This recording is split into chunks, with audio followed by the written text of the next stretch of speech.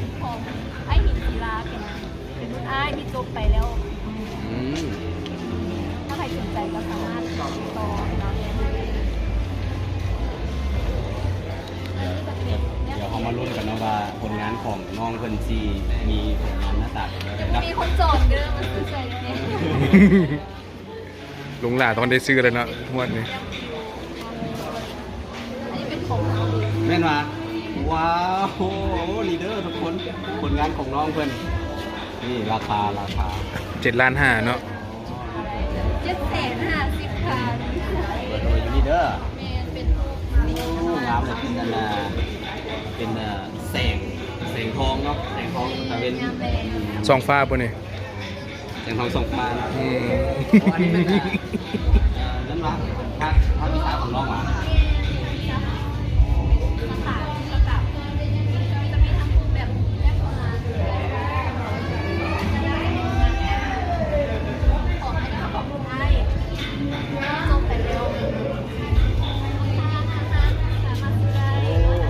โคตรดีเทลเลยของตัวนี้อันนี้เป็นมุกเสมือนปะได้เหมือนอันนี้แบบเหมือนจริงเป็นไซส์4อะคริลิกกว่าอันนี้สีน้ำมันอันนี้จะเป็นงานแอบแตกเป็นการตัดสีแบบกันอารมณ์ของคุณแต้มจะแบบออกมาได้คนเดียวเพราะเป็นสีหลักแบบถ้าเขาสีเอสเอนะคุณไม่ทันเก่า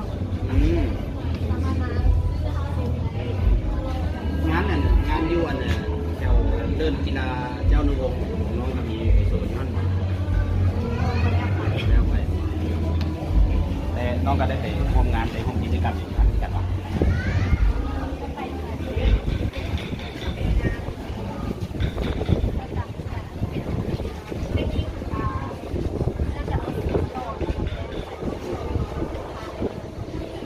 ความพิเศษของคนเราโอ้ดูว่าฝีมือแต่ละชิ้นนี่ไว้ธรรมดาอันนี้ไม่ได้รู้นี่มันสี่บ่หรือว่าเป็นอุปกรณ์อย่างนี้อย่างมันเป็นสี่บ่น่าจะเป็นสีผสมกาวไปหยอดให้มันแบบไม่เข้าโค้งขึ้นมา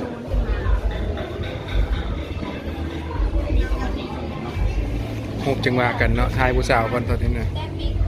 เอาบิ๊กแต้มโอ้แม่นว่ะบิ๊กวะนี่7 เศษโอ้อันนี้เป็นใส่บิ๊กแต้มเด้อทุกคนหลวงปู่สุวรรณคำจันทาซาโลเนาะขาวดำของสออันนี้เท่าไหร่เจ้างานโซที่เป็นงานขายคือกันน่าจะโซทุกชิ้นที่อยู่ในนี่เพิ่นก็ขายเบิดบองานโซบางงานก็แบบว่าแบบโซบางงานก็สร้างขึ้นมาเพื่อประชาชนของที่ตะกอนนี้ก่อน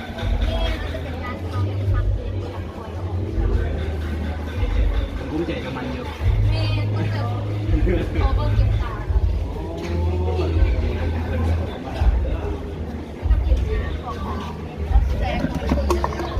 เป็นการใส่สีแต่ว่าในมันจะสะท้อนอารมณ์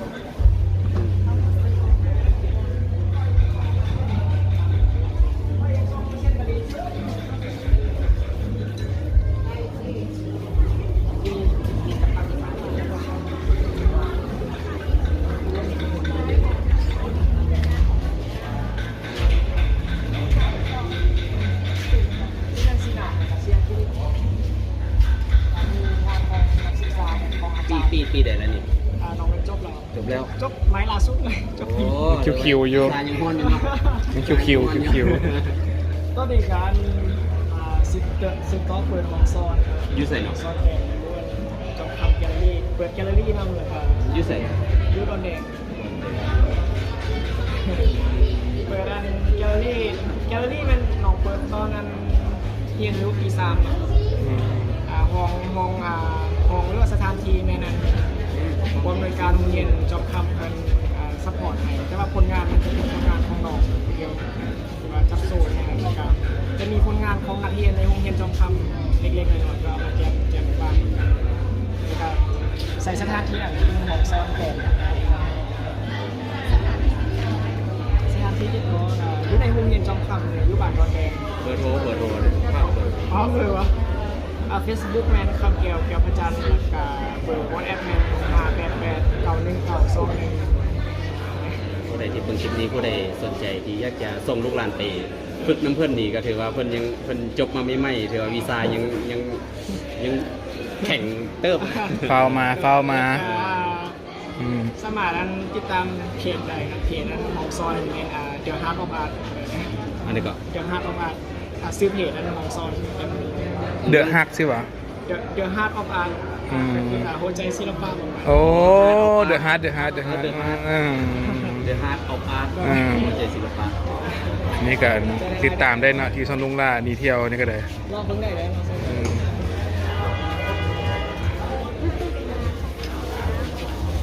อันนี้จะเป็นของอาจารย์ นี่นิ่งน้องเนาะเบิ่งกันซื้อภาพนี่คันพูดที่เบิ่งนี่ก็สิลักษณะแบบว่าเอ้ยนี่กำลังต่ำเข้าแล้วน้องนี่ญาติน้องญาติเอ้ยนะอยากลิ้น ก็แล้วแต่คุณเบิร์มาไปทางใด ถึกบกแบบบันนึงอะนะเฮ้ยไรละหาพอแล้วเนาะเฮาเนี่ยขอทายบ่หลายลุงหลายทายซะพอกันเนาะนี่แมนโซนของรูปภาพด้านลุมเนาะจะมีนี่แมนน่าจะเป็นตัวมอนเนาะมอนเลี้ยงมอนนี่จะเป็นผู้คนต่างๆในสังคมเนาะเนี่ยมีเด็กน้อยมีผู้เฒ่ามีงานบุญประเพณีต่างๆเนาะการแห่นาคแห่ต่างๆเนี่ยบรรยากาศนี่ก็แม่นสังคมก้มหน้าเนาะนี่ไงก็เป็นเฮาผู้หนึ่งนี่นะลิ้นโทรศัพท์ย่างไปย่างมาเนี่ยเห็นบ่ลิ้นโทรศัพท์แต่อันนี้เป็นการซื้อเครื่องที่ตลาดเนาะมีบักฮงมีขนมข้าวต้มข้าวหลามข้าวเอยงดงามเลยเนาะศิลปะจากประเทศลาวเขาก็บ่ได้น้อยหน้าเดี๋ยวก็ผู้ใดเนาะหรือน่าจะเป็นสนเผ่าต่างๆเนาะฉลองปุ่นโดยการกินเหล้าไห้กินอย่างต่างๆเนาะให้บรรยากาศทุกคนได้เป็นบรรยากาศด้วยการจักสารนี่จะเป็นแบบภาพเบื้องต้นเนาะในการถ่ายทอดออกมาเดี๋ยวจะพาทุกคนย่างเลาะเบิ่งเรื่อยๆเนาะบรรยากาศเป็นจังได๋จะมีภูสีมีพระบาทโพนสันเนาะมีศิลปะต่างๆแบบว่างัดมาเต็มทีเนาะทุกอย่างดีเทลในประเทศลาวทุกท่านจะได้เห็นอยู่ในบริเวณนี้เนาะเป็นบอกศิลปะที่สวยงามเนาะจะมีเกาะมีอย่างมีพระธาตุสีโคตรตะบองเนาะพาทุกคนย่างไปเบิ่งตื้มเนาะทางด้านในจะเป็นจังใดไว้ดีเลยอ๋อเนี่ยรายละเอียดรูปภาพต่างๆพระเวทพระหยังพระอินทร์พระพรหมยังครบอยู่นี่เนี่ยครูบาสวยงามเลยเนาะสถานวิจิตรศิลป์แห่งชาติสปป.ลาวเป็นบอลที่ส่งออกศิลปินต่างๆเนี่ยมีระนาดมีอย่างมีเครื่องดนตรีเนาะอันนี้มันป่าคา4 ล้านกีบเนาะประมาณนี้นี่ป่าคาเนาะอันนี้มันอาจจะเป็นบุญผีขนจากอย่างอยู่เมืองโบเตนแคนทาวคนเลยเนาะบรรยากาศรวมบุญตักบาตรพระธาตุพนมพระธาตุพ้นสันบ่อันนี้เรากระโบแน่ใจเป็นได้เนาะเนี่ยบุญศีลกินทานจะมีการห่อข้าวต้มห่ออย่างต่างๆเนาะบุญประเพณีลาวบุญบั้งไฟมีการไหว้พระสวดมนต์ต่างๆอันนี้ก็ปลาคาเนาะ2.5 ล้านหรือประมาณ 5,000 บาทเนาะสวยงามปลาคา3 ฝูงมาอยู่นี่พ่อแม่ลูกครบอันนี้เป็นปลาหวานบอกมันปลาคาเนาะเห็นหูอากาศออกมาทันเทิง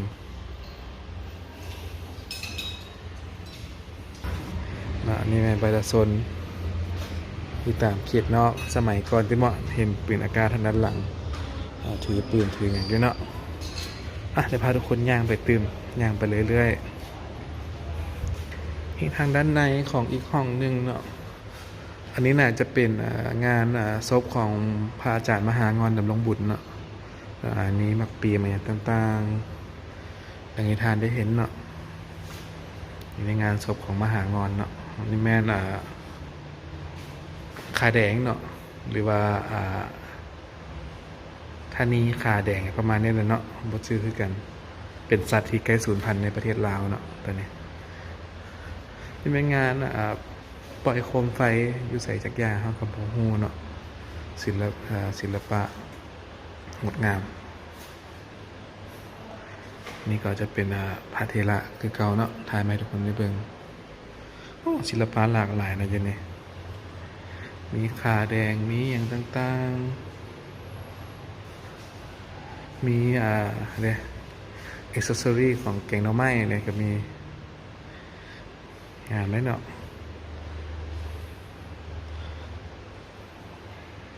ถ่ายทุกคนได้เบิ่งน้ำกัน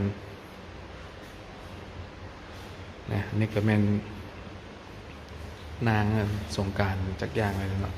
7 นางและพระอินทร์พระพรหมสีหน้า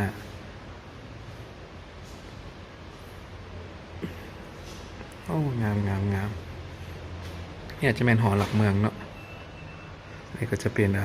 ขนมของหวานในประเทศลาวกล้วยตากกล้วยเอยเนาะหมักงอหมักมี่นี่เป็นการจักสานการเหลาไม้ต่างๆเนาะบรรยากาศถ่ายทุกคนได้เบิ่งน้ำกันงามเลยเนาะหลายเส้นเลยนี่นี่ก็จะเป็นประเภทแจวกับลวกพักกับข้าวแรงฟืนบ่กับบดจือเนาะแต่บรรยากาศโดยรวมนี่เป็นงามสันซะอันนี้ก็เป็นหน้าเก๊กหน้าอย่างแกงหน่อหมอกแกงหน่อไม้รวมแต่เป็นหลายเส้นจากการแต้มของบุคคลอยู่ในสถาบันวิจิตรศิลป์แห่งนี้เนาะเรื่องราวต่างๆไทยทุกคนได้เบิ่ง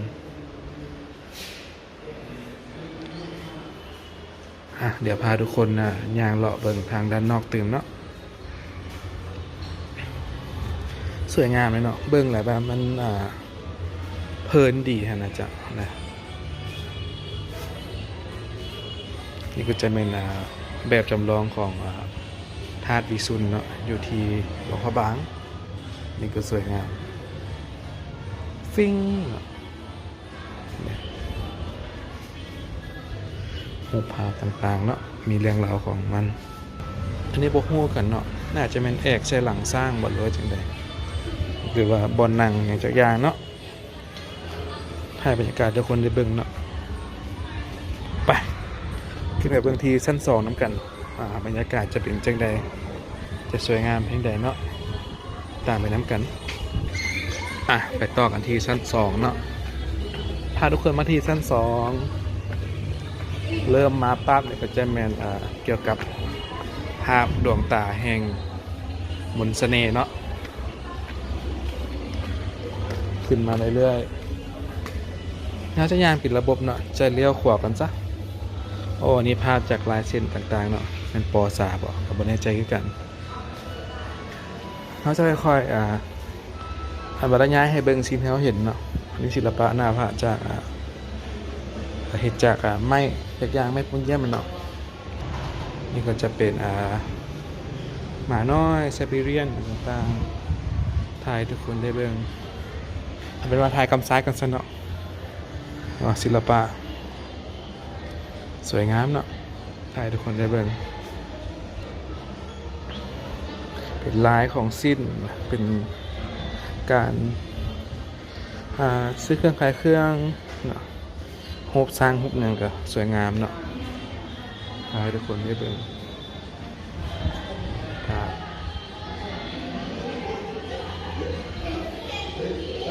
นี่ก็ฮุบผู้สาวเนาะงามๆฮุบ2022เนาะให้ทุกคนได้เบิ่งบรรยากาศเกี่ยวกับประเพณีเนาะประเภทเกี่ยวกับเรื่องเล่าในนิทานประเภทนกหัสดีลิงประเภทหน้าพระอย่างต่างๆสวยงามด้วยเนาะถ่ายทุกคนได้เบิ่งน้ำกันนะนี่เป็นการฟ้อนยักษ์ฟ้อนลิงอยู่ที่ประเทศลาวเขาเลยแหละตามน้ำมันยายเนาะรามเกียงต่างๆนี่ก็ฮูบเสือเนาะเป็นมิติเลยเนาะงามหลายถ่ายทุกคนได้เบิ่งมีฮูบแมวมีต้นมะพร้าวไฟต่างๆนกเป็ดเนาะ งามหลายไปดีอืม ขอทายได้เด้อจ้ะเนาะนี่ก็แม่น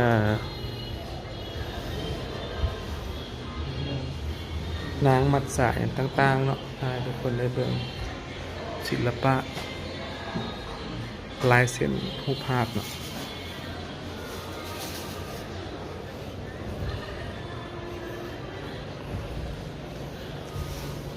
นี่ก็เป็นธงหญ้าเนาะคืออยู่ธงเล็กธงกาแข่งสารวันเลยนี่ก็จะเป็นวิถีชีวิตในยุคสมัยหนังกิจกรรมเล่นพื้นบ้านจะมีกีตาร์มีอย่างต่างๆมีเป่าคุยมีตีสาดตีซิงเหมือนฉันแล้วเนาะบรรยากาศไทยทุกคนได้เบิ่งในการสักการะบูชาพระพุทธเจ้ามีทศกัณฐ์มีประเพณีมีการละเล่นเนาะสวยงามด้วยเนาะทางนี้จะเป็นในวันนี้ย้ายหลายก่อนเนาะก็คือทางด้านทางจะเป็นเกี่ยวกับวิถีชีวิต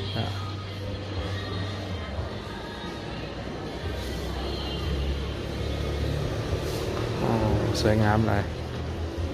ถ่ายทุกคนได้เป็นบรรยากาศเนาะมีพระพิฆเนศงาน้อยเนาะ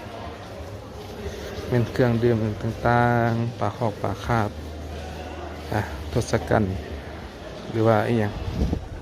ว่าน่าจะเป็นทศกัณฐ์เนาะเท่าอย่างเช่นย่างนี่แหละ8 มือ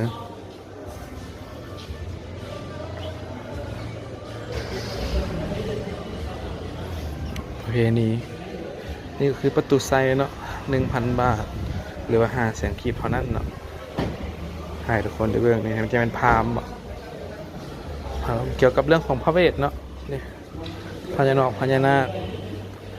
มันจะเป็นประมาณนี้เดี๋ยวพาทุกคนย่างบังตืมเนาะมาเป็นจังใด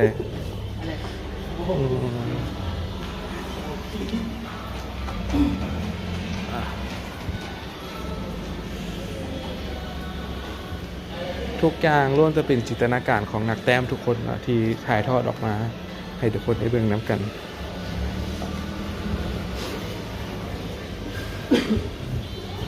เราพาย่างไปอีกฟ้าหนึ่งเนาะไปเก็บรายละเอียดในท่าน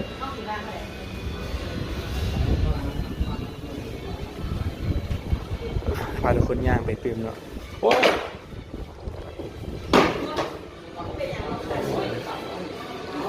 ลมพัดแห้งหลายเนาะมุกหมานพาทุกคนย่างตื่มเนาะมีฮุกพระอยู่แต้มอยู่ไม่อีก2,000 ซาวนี่ก็เป็นไฮเฮนเป็นอย่างต่างๆถ่ายทุกคนกันเลย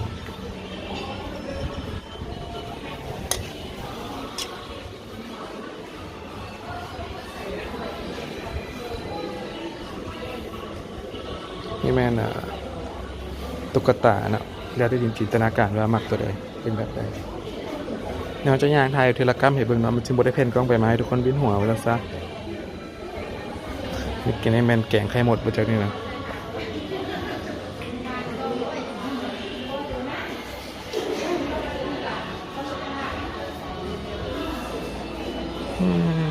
สวยงามเนาะ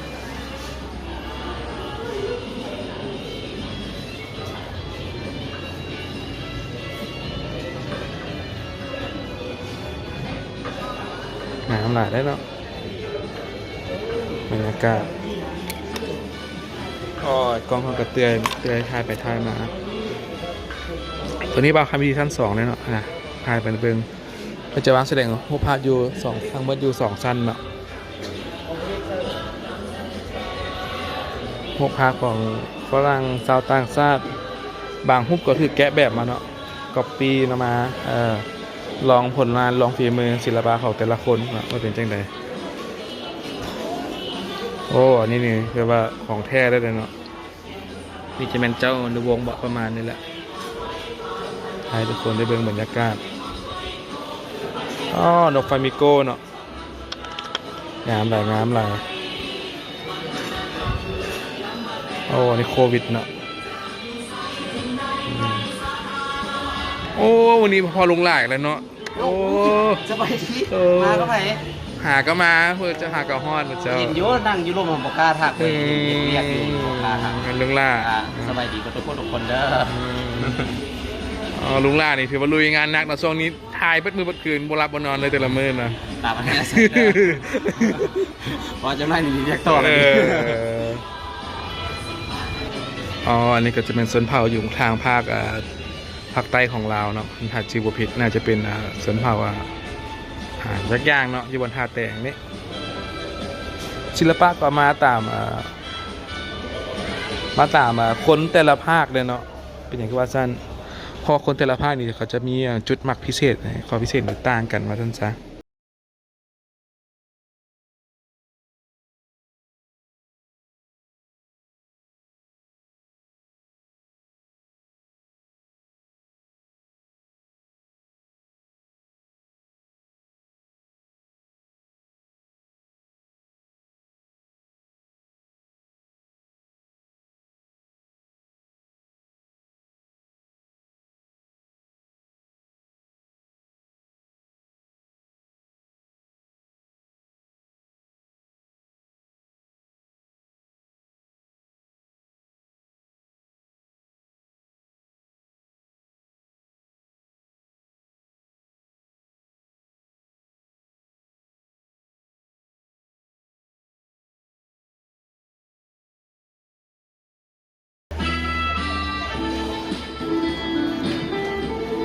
งามเลยเนาะนี่ก็ต้มหอยวะเพาะหอย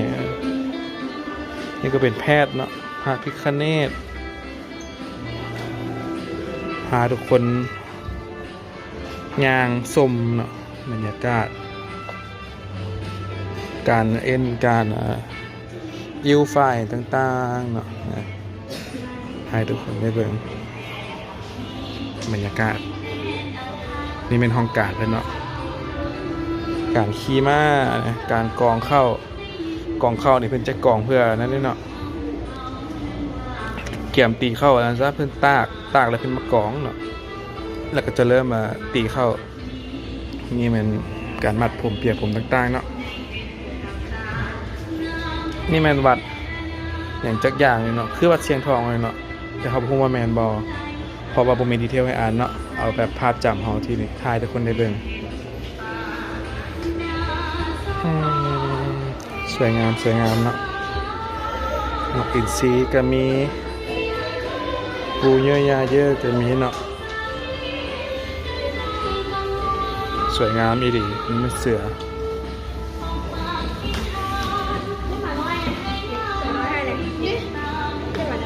นี่เพิ่นก็กำลังวาดภาพอยู่เนาะถ่ายทุกคนได้เบิ่งนำกัน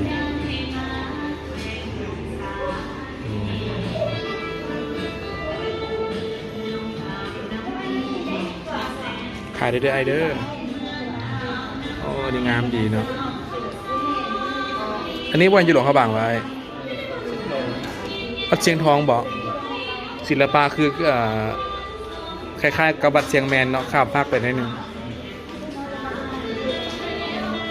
เขาต่างกันยันว่ามีกกไม้หลายสันดอก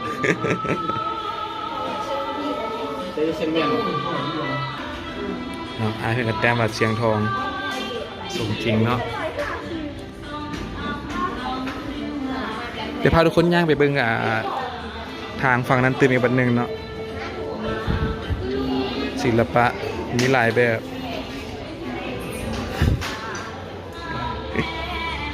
นะหาทุกคนเบิ่ง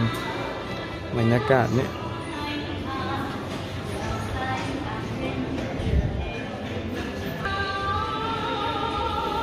นี่แม่นบรรยากาศของตัวควายยางขามน้ำหรือว่าขามบ่วงจากยางเนาะการเลี้ยงไก่การตีไก่ศิลปะอะไรโอ้หลายอีหลีนี่ก็แม่นวัดภูศรีเนาะถ่ายซับไปซับมาให้ทุกคนได้เบิ่งศิลปะประเทศลาวก็ถึกถ่ายทอดออกมาเบิดแล้วเนาะก็จะเป็นประมาณนี้แหละถ่ายทุกคนได้เบิ่งบรรยากาศ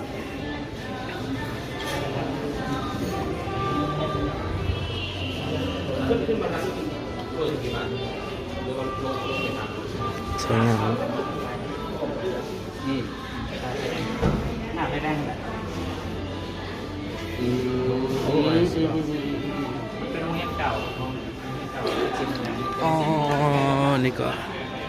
ฮูบทัดหลวงบุญทัดหลวงหากระกายมาบางหนึ่งเลยเนาะสวยงามเลยเนาะป่านฮูบทัดจากโดดเลยตัวนี้ครับนี่บรรยากาศทุกคนได้เบิ่งเนาะ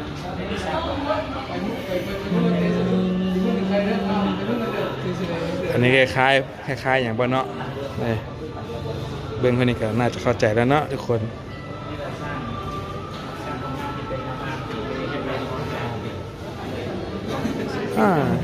ถือว่า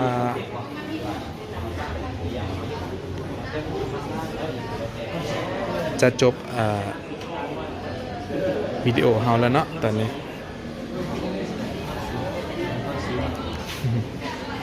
ก็ตีหุ้มเข้ามาเอาแต้มขึ้นบ้างไหน ไม่ลงล่าเนาะเจออีกแล้วบางหุ้มเขาบ่เห็นนี่น้ำประกาศคนเนาะเบิ่งดีเทลก็งามเลยเนาะเห็นบ่ถ่ายทอดออกมาลายเส้นต่างๆละเอียดคมกิ๊บเดี๋ยวเขาลงไปทางด้านลุ่มนะว่าเป็นจังใดอันนี้เขาก็นำลุงล่ามาเพราะลุงล่านี่ถือว่ายูทูบเบอร์แถวหน้าของเมืองลาวนี่ขี่เขาสร้างเนาะสร้างเหมือนบอลขี่หน่อยหรือมาขี่อยู่นี่สมจริงเนาะฟิง